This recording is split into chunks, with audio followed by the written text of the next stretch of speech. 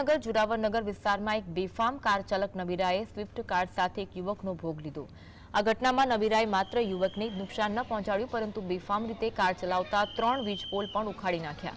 આ ઘટનાથી સ્થાનિકોએ તાત્કાલિક આ નબીરાને ઝડપી લઈ પોલીસને હવાલે કર્યો। જોકે દુર્ઘટનામાં ગંભીર રીતે ઘાયલ થયેલા યુવકે સારવાર દરમિયાન જીવ ગુમાવ્યો। આ ઘટનાએ સુરેન્દ્રનગર જિલ્લામાં નબીરાઓની બેફામ વર્તણૂક પર સવાલ ઉઠાવ્યા છે। ભયમુક્ત રીતે વાહન ચલાવતા આવા નબીરાઓ પર લગામ ક્યારે લાગશે, એક સળગતો સવાલ બની રહ્યો છે।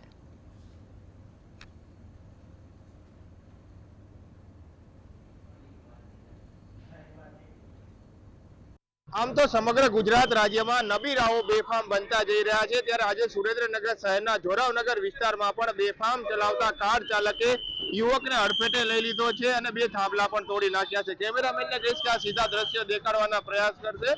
સ્વિફ્ટ કાર લઈ આવતો નબીરો છે તે બેફામ રીતે ફૂટપાથ ઝડપે કાર ચલાવતો હતો। તે દરમિયાન અચાનક 2 થાંભલાને અડફેટે લઈ લીધા છે અને યુવકને પણ અડફેટે લઈ લીધો છે। જોકે યુવકની હાલત હાલ ગંભીર છે, તેને તાત્કાલિક સારવાર માટે હોસ્પિટલ ખાતે ખસેડવામાં આવ્યો છે।